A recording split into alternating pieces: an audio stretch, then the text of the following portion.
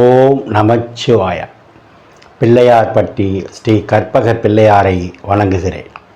ஆதித்யாய சோமாய மங்களாய புதாயச குரு சுக்கிர சனி பெயர்ச்ச ராகுவே கேதுவே நமோ நமக. நமது வாழ்க வளமுடன் யூடியூப் சேனல் நேயர்கள் அனைவருக்கும் அன்பான வணக்கம், வாழ்த்துக்கள். நாம் இப்போ இந்த வீடியோவில் என்ன பார்க்க போகிறோம்னா, ஜூன் மாத பலன்கள் பார்க்க போகிறோம். வழக்கம் போல தான் 12 ராசிக்கும் தனித்தனி வீடியோ. அதுக்கு முன்னாடி இந்த ஜூன் மாதத்தில் கிரகங்கள் எங்கே இருக்குது அப்படிங்கிறத பார்ப்போம். மேச வீட்டில் செவ்வாய் பகவான் சொந்த வீட்டில் ஆட்சியாக இருக்கார். இந்த மாதம் முழுவதும் இங்கே தான் பயணம் பண்ணிகிட்டு இருப்பார். 2ஆம் வீட்டில் குரு பகவான் மே 1ஆம் தேதியிலேருந்து வந்துட்டார்.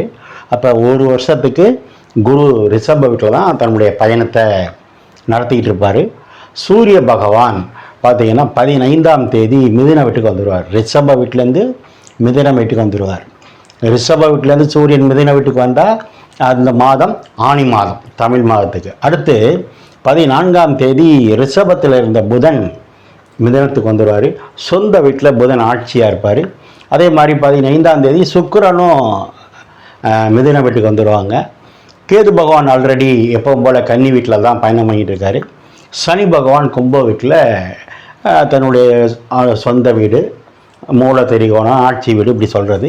ராகு பகவான் எப்பவும் போல் 12ஆம் இடத்துல, அதாவது காலப்புருஷனுக்கு 12 மீன வீட்டில் பயணம் பண்ணிக்கிட்டு இருக்காரு. இதில் பெரிய பியூட்டி என்ன அப்படின்னா, செவ்வாய் அவர் வீட்டில் சொந்த வீட்டில் ஆட்சியாக இருக்கார்.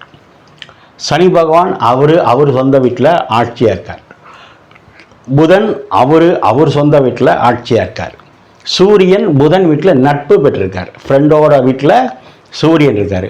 சுக்கிரன் அவர் நண்பர் வீட்டில் அவர் இருக்கார். ஆக முக்கியமான கிரகங்கள். குரு அங்கே 3 நட்சத்திரம் இருக்குது. கார்த்திகை நட்சத்திரம், ரோஹிணி நட்சத்திரம், மிருகசரீரம். இது 3மே இவருடைய ஃப்ரெண்டோட நட்சத்திரம். கார்த்திகைங்கிறது சூரியனுடைய நட்சத்திரம், ரோஹிணிங்கிறது சந்திரன் நட்சத்திரம், மிருகசீரீரம்ங்கிறது செவ்வாயோட நட்சத்திரம். அந்த 3 நட்சத்திரத்தில் அந்த ஒரு வருஷம் ஃபுல்லாக அவர் பயணம் பண்ண போகிறார். அப்போ நண்பர்களுடைய நட்பால் குருவை பயணம் செய்யும்போது 12 ராசிக்கும் நன்மை தான் நடக்கும். அதில் குறிப்பாக செவ்வாய் ஆட்சியாக இருக்கார். அதோட பெரிய பியூட்டி. இந்த மாதத்தில் கிரகங்கள் இப்படி தான் இருக்குது.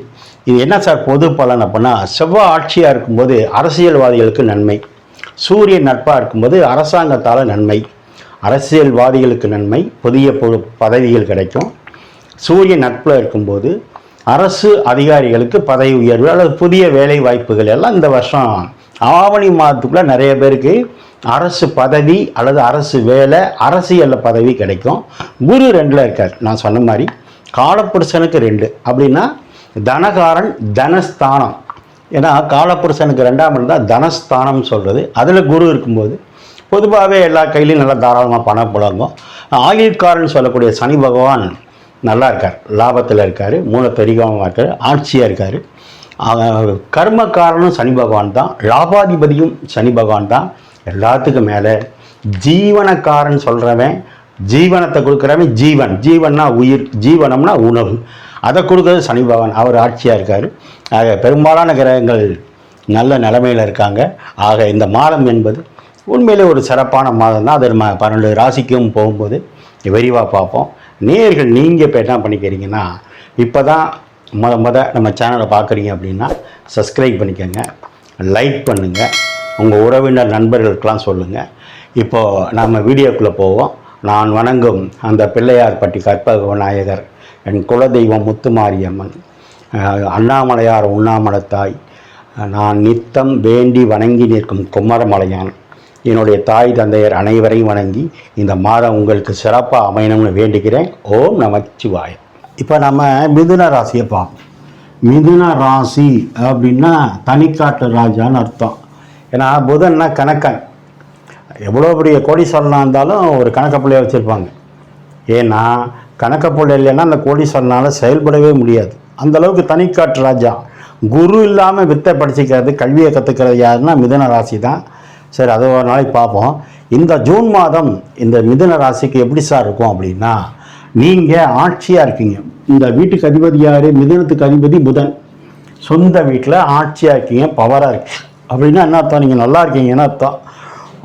முதல்ல நீங்கள் நல்லா இருக்கீங்கனாலே ஆக்டிவாக இருப்பீங்க, சுறுசுறுப்பாக இருப்பீங்க, நல்லா படிப்பீங்க, நல்லா வேலைக்கு போவீங்க. பத்தாவதுக்கு அங்கே யார் இருக்கா? 5ஆம் இடம் சொல்லக்கூடிய அதிர்ஷ்டத்தை கொடுக்கக்கூடிய, குலதெய்வத்தை சொல்லக்கூடிய, யோகத்தை கொடுக்கக்கூடிய, உயர்கல்வியை கொடுக்குற, குலதெய்வத்தை கொடுக்குற தாய்மாமனை சொல்கிற சுக்கிரன் ராசியிலே இருக்குது. இப்போ இதோட என்ன வேணும்? தாய்மாமன் சப்போர்ட் உண்டு, குலதெய்வம் ஆதரவு அனுகிரகம் உண்டு. அங்கே வேற யார் இருக்கா? சூரியன் அப்பா ஆதரவு இந்த மாதம் உண்டு. 4ஆம் இடம் அம்மா புதன், அதுவும் அங்கே தான் இருக்குது, உண்டு. 2ஆம் இடம் பணம் தனம் பேசுறது குடும்பம், அதுவும் அங்கேயே இருக்குது. 12ஆம் இடம் படுக்கை சுகம் வெளிநாட்டு வரவு, அதுவும் அங்கேயே இருக்குது. அப்போ இந்த மாதம் ஃபுல்லாக பணம் கொட்ட போகுது. வாங்குகிற பணத்தை எண்ணி வைக்கணும். அப்பானால பணம் வரப்போகுது, அம்மானால பணம் வரப்போகுது, மாமானால பணம் வரப்போகுது, பிள்ளைங்கனால பணம் வரப்போகுது, பூர்வீகத்தினால பணம் வரப்போகுது. பக்கத்தில் 11 செவ்வாய் ஆட்சியாக இருக்குது. அப்போ செவ்வாய் ஆட்சியாக இருந்தால் 11 நாள் லாபம். 11 நாள் யார்? உங்கள் மருமக அல்லது மருமக, அவங்கனால லாபம், அவங்க நல்லா இருக்காங்க. 11 யார்? சித்தப்பா, உங்கள் சித்தப்பா நல்லா இருக்கார், அவங்களால உங்களுக்கு ஆதரவு.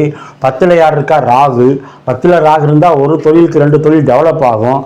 9 யார் இருக்கா? சனி ஆட்சியாக இருக்குது, பாக்கியஸ்தானம் வலுவாக இருக்குது. 4ஆம் இடத்துல இருக்க கேதுவை குரு பார்க்கறதுனால வீடு கட்ட போகிறீங்க. இந்த மாதம் அதுக்கு அஸ்திவாரம் போடுவீங்க. 6ஆம் இடம் கிரகம் தான் கடன் நோய் வம்பு வளர்க்க சொல்கிறது. அது 6க்கு 6ல் போய் மறைஞ்சதுனால கடன் இல்லை, வியாதி இல்லை, நோய் இல்லை. 11ஆம் லாபஸ்தானத்தில் செவ்வாய் இருக்கிறதுனால பூமி சம்பந்தமான லாபம், கட்டடம் சம்பந்தமான லாபம், அரசியலில் லாபம், அரசாங்கத்தில் லாபம் தனி உண்டு. என்ன மைனாஸ் நீங்கள் நினச்சிக்கிட்டு இருப்பீங்க, குரு போய் மறைஞ்சிட்டாரே சார்னு. பொதுவாக குரு மறையக்கூடாது, ஆனால் மிதுன ராசிக்கெல்லாம் ஒரு வயசில் மறையலாம், தப்பு இல்லை. ஆனால் கண்டிப்பாக திருமணம் நடக்கும். கல்யாணம் ஆகியிருந்தால், குழந்தை லேட்டாக இருந்தால் இந்த மாதம் குழந்தை பாக்கியம் உண்டு. சூரியன் ராசியில் இருக்கும்போது கணிதத்தில் நம்பர் 1 இருப்பீங்க, மேக்ஸில் நல்ல மார்க் எடுத்துருப்பீங்க. நீங்கள் இந்த வருஷம் காலேஜில் சேரணும்னா மேக்ஸ் கோர்ஸாக பார்த்து எடுத்தீங்கன்னா சிறப்பு. இந்த மாதம் நீங்கள் எல்லாம் பரீட்சை எழுதியிருந்தீங்கன்னா என்ன தேடுவீங்க? எந்த குரூப்பில் போய் நம்ம சேரலாம்? மேக்ஸில் போவோமா, சயின்ஸில் போவோமா, டாக்டருக்கு போவோமா, இன்ஜினியரிங்கும் போவோமானா அது உங்கள் சொந்த ஜாதகத்தை பார்த்துக்கணும். ஆனால் இந்த கிரக அமைப்பு படி பார்த்தா செவ்வாய் நல்லா இருக்குது, டாக்டருக்கு வாய்ப்பு இருக்குது, இன்ஜினியரிங்க்கு வாய்ப்பு இருக்குது. சனி ஆட்சியாக இருக்குது, அப்போ இன்ஜினியரிங் வாய்ப்பு இருக்குது. சூரியன் நல்ல நிலைமையில் இருக்குது, அரசாங்க லோன் கிடைக்கும், அரசு கல்வி கிடைக்கும், அரசு கல்லூரி கிடைக்கும். ஆக இந்த மாதம் முழுவதும் தொழிலில் அபரிவிதமான லாபம் கிடைக்க போகுது. ஏன்? 10ஆம் இடம் வலுவாக இருக்குது, பாக்கியம் வலுவாக இருக்குது சார். 1ஆம் இடம் நீங்கள் நல்லா இருக்கீங்க, 2ஆம் இடம் சந்திரன் பணம் வந்துக்கிட்டே இருக்குது, உங்கள் சிந்தனை ஃபுல்லாக பணம் வர்றதுலே இருக்கும். 3ஆம் இடம் தைரியம், வீரியம், கீர்த்தி, புகழ், அந்தஸ்து, இதெல்லாம் நிறையா சொன்னேன். அந்த சூரியனும் புதனோட சேர்ந்துருக்கு. எல்லாத்துக்கும் மேலே அதிர்ஷ்டம் சொல்லக்கூடிய 5 உங்கள் கூட இருக்குது. ஆக இந்த மாதம் முழுவதும் பணம் கொட்டும், எண்ணி வைங்க. சுப காரியங்கள் அதிகமாக நடக்கும். வீடு கட்டும் யோகம், திருமண யோகம், உயர்கல்வி யோகம், மாணவர்களுக்கு அரசு உதவிகள் அத்தனையும் கிடைக்கும். இந்த மாதம் முழுவதும் நீங்கள் எச்சரிக்கையாக இருக்க வேண்டியது நாட்கள் 25ஆம் தேதி, 26ஆம் தேதி சந்திராஷ்டமம் இருக்குது, அதில் கவனமாக இருங்க. நீங்கள் வழிபட வேண்டியது சிவனும் புதனும் லக்னத்திலேயே ராசியிலே இருக்கிறதுனால சூரியனும் சிவன் கோயிலும் பெருமாள் கோயிலும் பக்கத்தில் இருக்கும். அந்த சிவன் வழிபாடு, பெருமாள் வழிபாடு பண்ணுங்க.